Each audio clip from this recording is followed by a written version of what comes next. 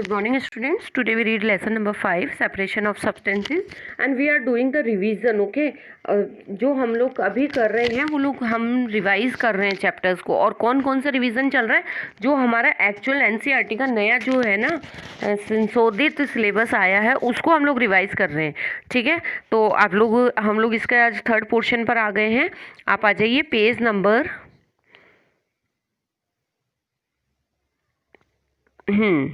Yes page number 41 पर आ जाइए।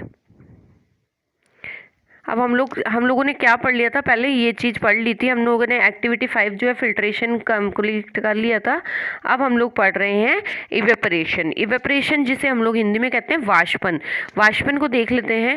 Add 2 spoons of the salt of water in the another beaker. आपको क्या करना है? अनादर बीकर में क्या करना है? 2 चम्मच सॉल्ट डालना है और इसको अच्छे से मिला देना है, स्टेयर कर देना है। You do see any change in the colour of water. आप क्या देखते हैं? थोड़ा बहुत पानी का कलर चेंज हुआ क्या? Can you see any salt in the beaker? जो सॉल्ट था पानी के अंदर वो बीकर में जम गया क्या? After steering. और आफ्टर स्टीयरिंग मतलब आपको जब स्टीयरिंग किया आपने तो उसमें देखा आपने छानने के बाद में कुछ है क्या? तो इसके बाद में हमको क्या करना है? हीट करना है इसको, कंटेनर को। तो सॉल्ट जो है वाटर में वो नीचे जम जाएगा। Let's water boil away. Let's is the left to the beaker. अब हमको क्या करना है? इसको वापस बॉईल किया हम लोगों ने बीकर में पानी को। जो सॉल्ट डाला हुआ था उसमें क्या हुआ कि ये बीकर में जो पानी था वो लेफ्ट हो गया या है? In this activity we use the process we evaporation. उस मेथड को क्या कहा जाता है? वाष्पन किया जाता है। वाष्पन का मतलब होता है कि जो पानी है वो भाप बनकर उड़ जाता है। ऐसे ही क्या होता है गर्मी के सीजन में जो पॉन्ड्स का और रिवर्स का पानी जो होता है वो सूख जाता है। वो क्यों सूख जाता है? क्योंकि जो सन रेज होती है उससे हीट मिलती है पानी में और वो पानी क्या होता है? भाप बनकर उड़ जाता है। सेम यही मेथड होता है जब आप गैस पर पानी रखते हैं चाय बनाने के लिए, तो आप उसको गर्म करते हैं तो कम क्यों रह जाता है? वो इसीलिए रह जाता है क्योंकि वो वाष्प बनकर उड़ जाता है। तो इस मेथड को इवेपरेशन कहा जाता है। In this activity we use the process of evaporation the separate of the mixture water और सॉल्ट। जो वाटर और सॉल्ट को सेपरेट करने का मेथड है उसे इवेपरेशन कहा जाता है। और where do we the think salt come from. अब हम लोग देखते हैं कि इसका जो पानी तो उड़ गया लेकिन इसमें सॉल्ट कहाँ से आया?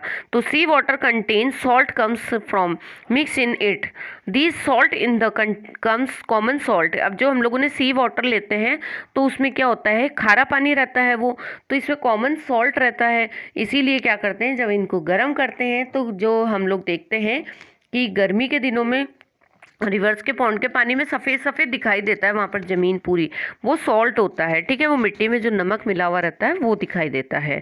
When sea water is the allowed to the stand of the shallow pits water get heated by the sunlight. कि देखिए आ गई ना बात कि वही सनलाइट जो होती है उससे वाटर से हीटेड होकर उड़ जाता है और नीचे क्या रह जाता है? वाटर वेपर के इवेपरेशन के मेथड के थ्रू सॉल्ट रह जाता है। In the few days the water evaporation completely leaving behind the solid salt. Common salt is then to the obtained. This mixture is salt by the further purification. और इस method को हम लोग अगर इसको वापस कॉमनली इसको दोहराते हैं तो इसके लिए हमें कौन सा मेथड करना पड़ता है? प्यूरिफिकेशन वाला मेथड काम में लेना पड़ता है, जो हम लोगों ने किसका किया था? फिल्टर पेपर को यूज़ करके प्यूरिफाई किया था ना, that's one. Okay, use of the more than one method of the separation. और एक अदर मेथड जो है हम लोग सेपरेशन का देखते हैं। यस आ जाइए। Use of more than the one method of separation. We have studied some method for the separation of the substances from their mixtures। हम लोगों ने कुछ मेथड्स को तो देख लिया है।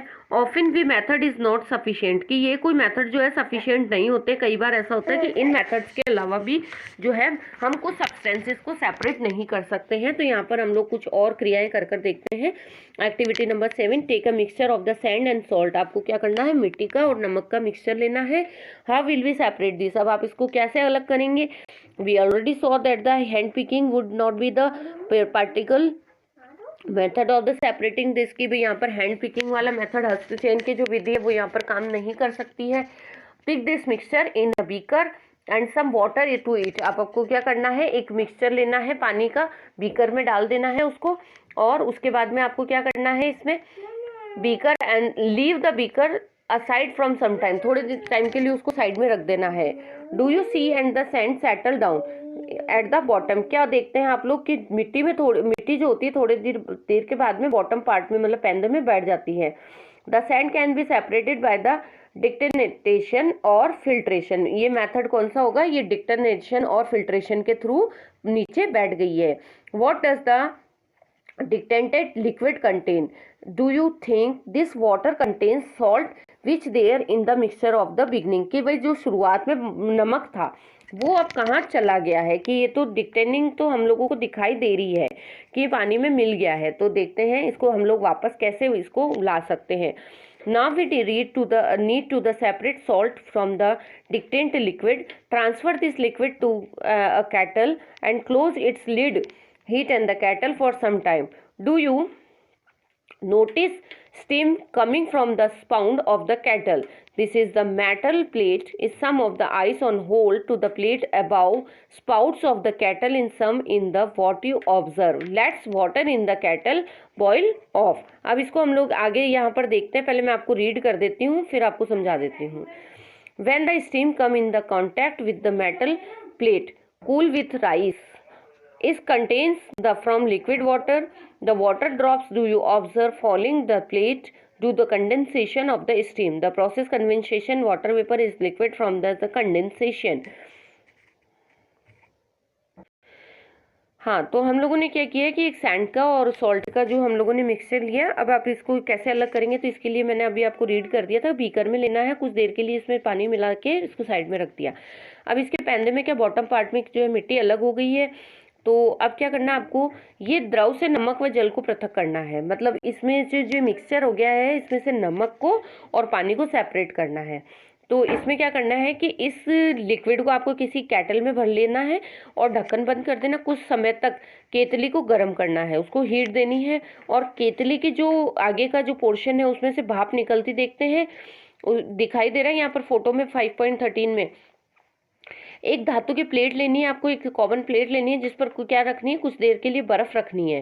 प्लेट को केतली के जो आगे उसका जहाँ से वो निकल रही है स्टीम, वहाँ से ठीक ऊपर पकड़ना है, जैसे कि आपको पिक्चर में दिखाई दे रहा है। आप क्या देखते हैं, केतली के सारे जल को भाप में बदलने दीजिए। मतलब उसका जो केटल का पूरा पानी है वो किस में कन्वर्ट हो गया है, वेपर बन चुका है, भाप बन चुका है। तो जब भाप बर्फ से ठंडी की गई प्लेट के संपर्क में आती है तो वह संघनित होकर जल बना देती है ना, पानी बना देती है। क्योंकि वे जो गर्म जो होती है वो गर्म होकर ठंडी होती है, तो क्या होता है उसमें कंडेंसेशन होता है। और इस कंडेंसेशन को क्या बोलते हैं हम लोग, संघनन की प्रक्रिया कहते हैं। क्या आपने कभी जिस ग्लास में आपने दूध होता है उसमें थोड़ी देर उसको उबाला है और उस पर प्लेट पर रखा हुआ जो प्लेट होता है, उस पर ढका हुआ जो प्लेट होता है, उसको उसके ऊपर जो है बिंदियां बिंदियां पानी की बूंदे बूंदे दिखाई दी होगी, तो सारा जल वाष्पित हो जाता है। तो फिर केतली में पीछे क्या छूट जाता है। इस प्रकार हमने मिश्रण से नमक, रेत तथा जल को हम लोगों ने क्या कर दिया है, निस्तारण, निस्यंदन और वाष्पन और संघनन की विधियों से अलग कर दिया है। तो पहेली को रेत से नमक की जो समस्या थी वो उसकी पूरी हो गई। उसने पूरे पैकेट को क्या किया, रेत की थोड़ी मात्रा में मिलाया। फिर उसने एक्टिविटी 7 में जो विधि बताई थी उसको पुनः प्राप्त करने का प्रयास किया। लेकिन उसने यह भी देखा कि नमक में केवल थोड़े से ही भाग उससे वापस मिल सकता है, पूरा जितने डाला था उसमें इतना नहीं मिल पाया। तो उससे मतलब कहाँ पर उससे गलती हुई, मिस्टेक कहाँ पर हुई। तो यहाँ पर जो है कि ये बताएगा कि जल किसी पदार्थ की कितनी भी मात्रा को घोल सकता है क्या। ये चीज़ जो है ये मैं आपको नेक्स्ट वीडियो में बताऊंगी। यहाँ तक हम लोगों का ये जो वीडियो है ये कंप्लीट हो गया है। अब इसका जो मेथड है ये आप लोगों को मैंने पहले भी बताया था कि ये करके देखा करो आप लोग। रियल लाइफ के जो एग्जाम्पल है एटलीस्ट इनको तो आप लोग अप्लाई करके देख ही सकते हैं ना, तो इनको अप्लाई करके देख लेना, ठीक है। फिर जो आगे रिजल्ट आएंगे वो मैं आपको बताऊंगी, ठीक है। Thank you very much. Stay safe, keep your learning. Bye. All the best.